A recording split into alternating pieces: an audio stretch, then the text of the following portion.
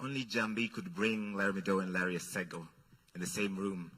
This is like 60% of the national supply of Larrys. It's definitely 100% of the supply of bald, bearded Luo men named Larry. Thank you. Finally, you're laughing. I say a lot. I'm from Siaya. Jhamby, but I went to school in Kisumu. Jhamby loved going to Kisumu. As I've said before, she's like, also dumo na nipenda. Also dumo, also many rank sana, sana, sana. It was one of the joys of her life to go and do shows in Kisumu because she just couldn't understand that all the way in Kisumu, she would do a show and people were psyched for her. That they'd come to her show, they loved her, everybody wanted to take a picture, she'd have full venues. That was one of the true joys of her life. And when we went back to the trend this past week to do a tribute for Jhamby, because that's the only way we wanted to honor her memory, a lot of people said it was nostalgic. Only the millennials. The Gen Zs didn't know who the fuck, I apologize. The Gen Zs didn't know who these wazers were. They were like, is this the guy for the leaking airport and the stadium?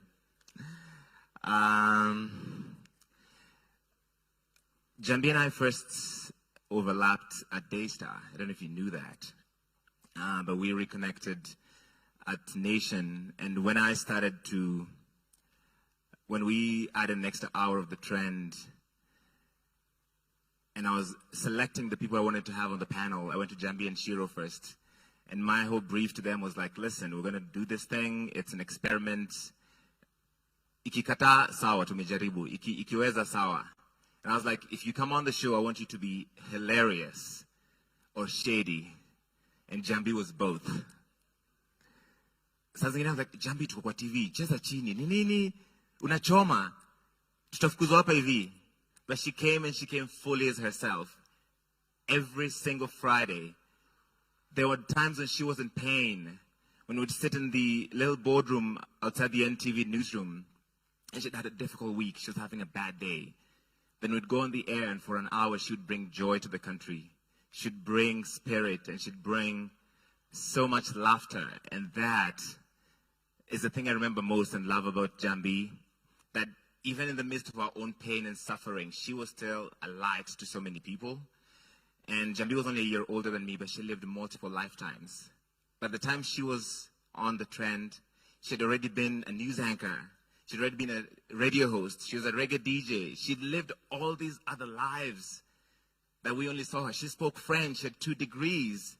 And you'd see her on stage, and she was like possessed in that scene. That, for me, is the inspiration that I'll take from Jhamby, to live fully, to live meaningfully, to die empty. And I think she did. So I wanted to come and celebrate that and encourage us to live fully. Don't let your degree be your entire personality. Don't let your job be your entire personality. Explore all those different aspects of your life. And we honor her struggle. We celebrate her triumph over adversity and pain. And we'll keep her name alive. So I'll leave you with the last thing Jhamby told me the last time I saw her. God our bless.